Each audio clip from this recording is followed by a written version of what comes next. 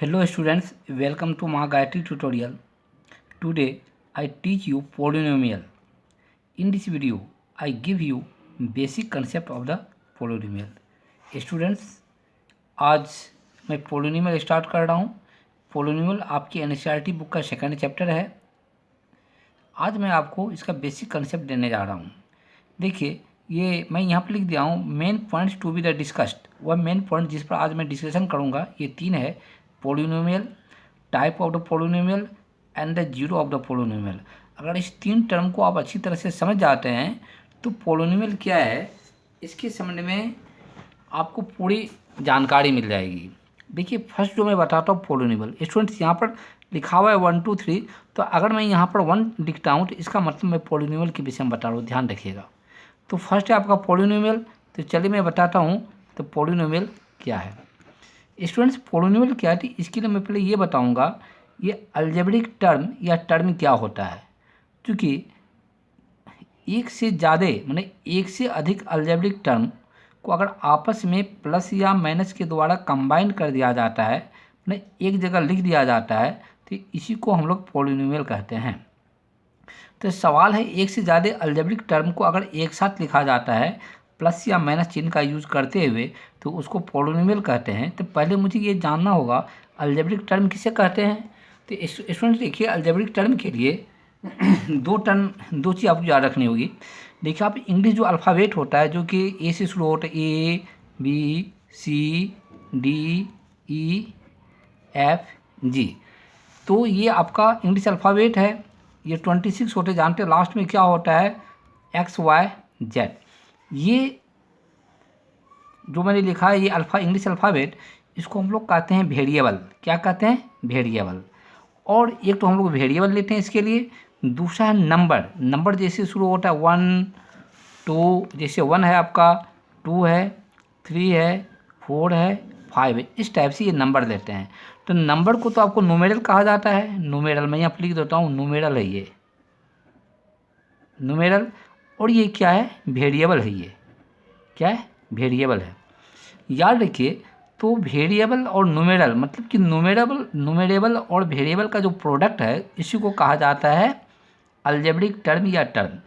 तो न्यूमेरल में से कोई भी न्यूमेरल ले सकते, जैसे मैंने यहाँ पर 2 ले लिया.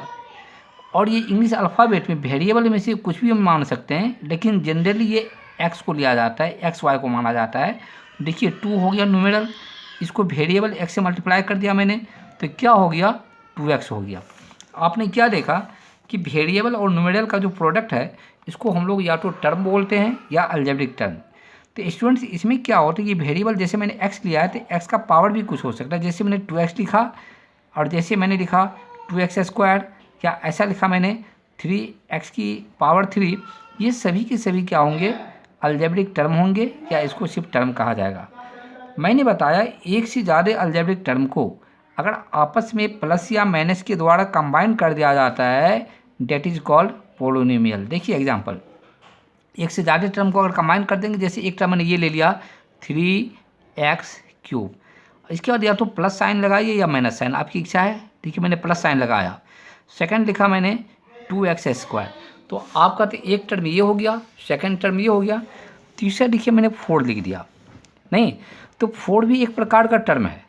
ठीक है, क्यों, तो इसमें स्टूडेंट्स x जो है साइलेंट है.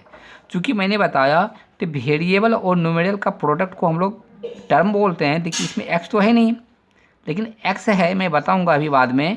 तो x इसका साइलेंट है. ठीक है, तो आपने देखा बहुत सारे अलजेब्रिक टर्म को, यहाँ पर 3 टर्म को मैंने आपस में जोड़ दिया है प्लस का साइन का यूज़ करके. माइनस का साइन भी यूज़ कर सकते हैं. तो इस केस में क्या होता है, इसको हम लोग बोलेंगे पोलिनोमियल. अब स्टूडेंट्स ये देखिए, मैंने ये बताया आपको 4 जो है 4 में वेरिएबल नहीं है, तो फिर भी इसको मैंने अलजेब्रिक टर्म क्यों कहा, इसका कारण ये देखिए, ये जो 4 जो है इसको आप ऐसा लिख सकते हैं. ध्यान दीजिएगा, 4 को मैं लिख सकता हूँ कि 4 × x की पावर 0. जैसे यहाँ पे x की पावर 3 है, x की पावर 2 है, तो यहाँ पर 4 × x का पावर मैंने क्या लिख दिया, 0. और आप जानते हैं कि मैथमेटिक्स में ये रूल है कि x की पावर जो किसी भी नंबर पर अगर पावर 0 हो तो उसकी वैल्यूशन क्या होती है, 1 होती है. इसलिए x की पावर 0 का मतलब क्या हो जाएगा, 1, और 4 को 1 से मल्टीप्लाई करेंगे तो 4 आ गया. आपने देख लिया कि यहाँ पर 4 जो है, तो इसमें देखिए x तो साइलेंट है ना, क्योंकि x की पावर 0 है जिसकी वैल्यू 1 होती है। तो यहाँ पर सिर्फ 4 लिखा हुआ है, तो इसका मतलब वो 4 इंटू एक्स की पावर 0 है, और x की पावर का 0 का मतलब 1 होता है, इसलिए यहाँ पर सिर्फ 4 लिखा हुआ है। तो मैंने एक से अधिक अलजेब्रिक टर्म को प्लस साइन के द्वारा यहाँ पर कंबाइन कर दिया है, तो इस एक्सप्रेशन को हम लोग क्या बोलेंगे, पॉलिनोमियल। अब आप समझ गए होंगे। अब स्टूडेंट्स, इसका जो फर्स्ट पॉइंट है पॉलिनोमियल, तो पॉलिनोमियल तो मैं बता दिया। अब देखिए कभी कभी क्या ये कन्फ्यूजन होता है, तो ये बताने के बाद भी आपको कभी कभी कन्फ्यूजन होगा। अगर आपको डिटरमाइन करने के लिए दिया जाए कि इसमें कौन पॉलिनोमियल है और कौन पॉलिनोमियल नहीं है, तो आपको दिक्कत हो सकती है। इसके लिए मैं एक तरीका बताता हूँ, और इसको आप समझ जाइएगा, तो कभी ये दिक्कत नहीं हो सकती है इसको डिटरमाइन करने में, ये टर्म जो है, एक्सप्रेशन जो है, ये पॉलिनोमियल है या नहीं है। देखिए ध्यान से, इसके लिए मैं एक ये बताता हूँ आपको। पहले ये बताऊँगा किस कंडीशन में कोई भी एक्सप्रेशन जो है पॉलिनोमियल नहीं हो सकता है। अगर आप ये समझ गए किस कंडीशन में पॉलिनोमियल नहीं हो सकता है, ये अपने आप समझ में आ जाएगा तो किस केस में ये पॉलिनोमियल होगा। देखिए ध्यान से, जैसे वेरिएबल है, तो वेरिएबल में आप एक्स वाई जेड कुछ भी ले सकते हैं। देखिए जैसे एक्स लिया मैंने, तो वेरिएबल की पावर अगर फ्रैक्शन में है, जैसे फ्रैक्शन में जैसे मैंने 1/2 लिया, तो अगर वेरिएबल की पावर फ्रैक्शन में है तो कभी भी ये पॉलिनोमियल नहीं हो सकता है। सेकेंड देखिए आपका, अगर एक्स की पावर मैंने वेरिएबल की पावर अगर निगेटिव है, जैसे मैंने लिखा तो -4, ये निगेटिव है। अगर वेरिएबल की पावर निगेटिव होगा तो वह टर्म कभी भी पॉलिनोमियल नहीं हो सकता है। ये हो गया, समझ में आ गया आपको। थर्ड है आपका, अगर ये वेरिएबल जो है, जैसे मैंने एक्स लिया है वेरिएबल को, वाई भी ले सकते हैं, जेड भी ले सकते हैं, ये वेरिएबल कभी भी रूट के अंडर में नहीं होनी चाहिए। अगर वेरिएबल आपका रूट के अंडर में है तो ये कभी पॉलिनोमियल नहीं होगा। इसके बाद नंबर 4, अगर वेरिएबल डिनोमिनेटर के फॉर्म में हो, जैसे मैंने लिखा 2/x, डिनोमिनेटर के फॉर्म का मतलब है कि अगर वेरिएबल नीचे में हो तो फिर भी वह टर्म कभी भी पॉलिनोमियल नहीं हो सकता है। तो स्टूडेंट्स, मैंने ये बताया, ये 4 केस में कभी भी एक्सप्रेशन जो है पॉलिनोमियल नहीं हो सकता है। तो जहाँ पर ये 4 केस नहीं है वह पॉलिनोमियल होगा। देखिए मैंने जो एग्जांपल दिया, ये पॉलिनोमियल क्यों है, तो देखिए यहाँ पर x की पावर यहाँ पर 3 है, यहाँ पर 2 है, ये पॉजिटिव है। ये पावर जो है नॉट तो फ्रैक्शन में है, नॉट तो निगेटिव है, तो इसलिए पॉलिनोमियल होगा। उसके बाद x को रूट के अंदर में नहीं होनी चाहिए, x नोट यहाँ रूट के अंदर में है, तो नोट यहाँ रूट के अंदर में है, इसलिए भी ये पॉलिनोमियल होगा। इसके बाद x नीचे में नहीं होनी चाहिए, क्योंकि x नीचे में नहीं है, तो इसलिए भी ये पॉलिनोमियल, x नीचे में नहीं है तो इसलिए ये पॉलिनोमियल है। तो स्टूडेंट्स, आप ये याद रखिए किस केस में पॉलिनोमियल नहीं होता है, और अगर ये आपको समझ में आ गया तो जहाँ पर ये लागू नहीं होता है वो टर्म जो है पॉलिनोमियल होगा। आज मैंने इसे क्लियर कर दिया। चलिए, मेरा नेक्स्ट पॉइंट है टाइप ऑफ पॉलिनोमियल, मैं इसकी ओर चलता हूँ। स्टूडेंट्स, अब मैं बता रहा हूँ टाइप ऑफ पॉलिनोमियल। पॉलिनोमियल कितने टाइप के होते हैं, देखिए कि there are three types of the polynomial. Polynomial 3 type के होते हैं। फर्स्ट है आपका लीनियर पॉलिनोमियल, सेकंड है क्वाड्रेटिक पॉलिनोमियल, थर्ड है क्यूबिक पॉलिनोमियल। तो स्टूडेंट देखिए, लीनियर पॉलिनोमियल किसे कहेंगे। देखिए, लीनियर पॉलिनोमियल के लिए मैं यहाँ पर एक स्टैंडर्ड फॉर्म लिखता हूँ इसका। लीनियर पॉलिनोमियल का स्टैंडर्ड फॉर्म का मतलब ये होता है, इसके बेस पर जितने भी पॉलिनोमियल बनेंगे वो सभी के सभी लीनियर पॉलिनोमियल हो जाएंगे। तो इसका स्टैंडर्ड फॉर्म ये होता है ax + b। स्टूडेंट्स, यहाँ पे a b जो है ये नंबर है, ठीक है। जैसे a को आप 2 मान लिए और b को 4 मान लिए, तो क्या बनेगा, ये बन जाएगा आपका 2x + क्या हो जाएगा 4। तो अब देखिए, इसको हम लोग बोलते हैं standard form of the linear polynomial. इसमें a और b क्या न्यूमेरल को इंडिकेट करता है। a की वैल्यू मैंने 2 लिया, b की 4 लिया, तो 2x + 4 जो हो गया ये आपका लीनियर पॉलिनोमियल हो गया। मैंने इसको स्टैंडर्ड फॉर्म इसलिए कहा जाता है, इसके फॉर्म पर जितने भी पॉलिनोमियल बनेंगे सभी के सभी लीनियर पॉलिनोमियल हो जाएंगे। इसके बाद देखिए, यहाँ पे x जो है, x की पावर कितनी है, x की पावर अगर कुछ नहीं लिखा हुआ है तो इसका मतलब x की पावर क्या है, 1 है। तो आपको ये भी याद रखना है लीनियर पॉलिनोमियल में कि वेरिएबल का मैक्सिमम पावर कितना होता है, 1 होता है। ये जो मैक्सिमम पावर है इसी को स्टूडेंट डिग्री भी कहा जाता है। तो कहने का मतलब कि वेरिएबल में इसकी डिग्री जो होती है, डिग्री का मतलब मैक्सिमम पावर क्या होता है, 1 होता है। ठीक, राइट। फिर आगे बढ़ते हैं क्वाड्रेटिक पोलिनोमियल। चलिए क्वाड्रेटिक के लिए फिर इसका मैं स्टैंडर्ड फॉर्म लिख देता हूँ। तो इसका स्टैंडर्ड फॉर्म ये है आपका कि ax² प्लस का bx प्लस का c। अब देखिए इस फॉर्म पर जितने भी पोलिनोमियल बनेंगे सभी को हम लोग क्या बोलेंगे, क्वाड्रेटिक पोलिनोमियल। इसमें ए बी सी तो नंबर होता है, आप जानते हैं। ए को कुछ मान लीजिए, बी को जैसे ए को 2 मान लिया, बी को 4 मान लिया, सी को 5 मान लिया, तो क्या हो जाएगा 2x² प्लस का 4x प्लस का 5, ये क्या हो जाएगा आपका क्वाड्रेटिक पोलिनोमियल। अब क्वाड्रेटिक पोलिनोमियल में देखिए x की मैक्सिमम पावर कितनी है 2, तो इसका मतलब ये होता है क्वाड्रेटिक पोलिनोमियल में वेरिएबल का मैक्सिमम पावर जो होता है 2 होता है, 2 से ज़्यादा पावर नहीं हो सकता है। और इस मैक्सिमम पावर को हम लोग क्या बोलते हैं, डिग्री बोलते हैं। इसलिए क्वाड्रेटिक पोलिनोमियल में नहीं, वेरिएबल का डिग्री क्या होता है 2 होता है। क्लियर है। अब आ जाइए क्यूबिक पोलिनोमियल।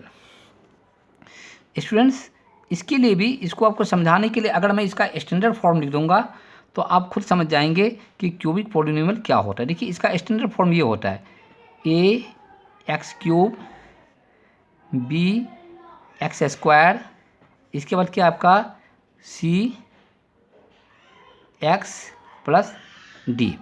अब स्टूडेंट देखिए ये जो है ये क्यूबिक पोलिनोमियल का स्टैंडर्ड फॉर्म है। इसमें ए बी सी और डी ये न्यूमेरियल को इंडिकेट कर रहा है, नंबर को इंडिकेट कर रहा है। ए बी सी और डी का मान कुछ भी ले लें आप, तो ये जो पोलिनोमियल बनेगा इसको हम लोग क्यूबिक पोलिनोमियल कहेंगे। देखिए मैं एक एग्जांपल देता हूँ यहाँ पर। जैसे ए को मैंने 4 मान लिया तो क्या हो जाएगा आपका 4x³। बी को कुछ भी मान लीजिए, बी को आप 6 मान लीजिए, क्या हो जाएगा 6x²। सी को आप फिर 2 मान लीजिए तो क्या हो जाएगा 2x।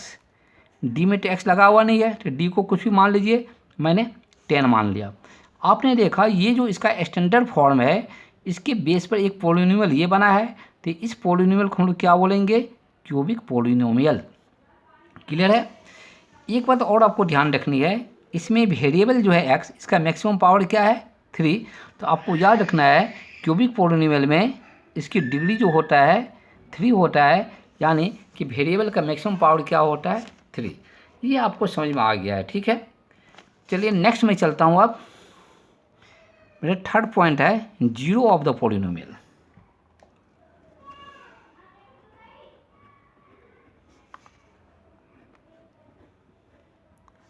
Zero of the polynomial. Students zero of the polynomial का मतलब क्या हो गया, देखिए मैं यहाँ पर लिख के बता रहा हूँ। जैसे मैंने लीनियर पोलिनोमियल जो ऊपर में बताया 2x + 4 ये ले लिया, 2x + 4 ये ले लिया, मैंने जीरो ऑफ द पोलिनोमियल ले लिया। इसमें एक लीनियर पोलिनोमियल है 2x + 4, इससे हम x की वैल्यू निकालते हैं क्या होगा। तो यहाँ पे जीरो का मतलब होता है x का ऐसा वैल्यू जो यहाँ पर रखने पर इसकी पूरी की पूरी सॉल्यूशन जो है जीरो हो जाएगा। तो x का क्या वैल्यू हो सकता है ऐसा -2, तो x का स्थान पर -2 रखेंगे। तो यहाँ पर -2 रखिए, -2 को 2 से मल्टीप्लाई करेंगे -4, ये +4 कट के क्या आ जाएगा 0।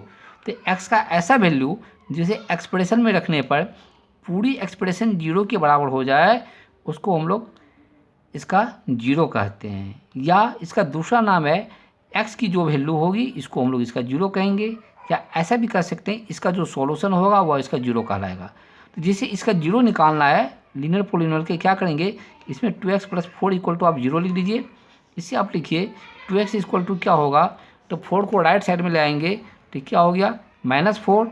अब x लिखिए आप, तो ये -4 है ना, अपन आपने क्या कर दिया 2 कट के क्या आ जाएगा 2, कि देयरफॉर x = क्या आ जाएगा -2 आ जाएगा। x = क्या होगा -2। तो इसको बोलेंगे ये जो है x = -2, इस पोलिनोमियल का ये जीरो है या इसका सॉल्यूशन है, या इसको रूट भी कह सकते हैं या x की वैल्यू भी कह सकते हैं। अब इसे जीरो क्यों कहा गया, तो जीरो इसलिए कहा गया x के स्थान पर अगर -2 को रख के सॉल्व किया जाए ये की पूरी एक्सप्रेशन जो है जीरो के बराबर हो जाएगा। स्टूडेंट्स अब जैसे मैं समझता हूँ अब आपको क्लियर ये समझ में आ गया होगा ये पोलिनोमियल क्या है। Student at last if you like this video please like and subscribe it. I meet you again in the next video. Okay.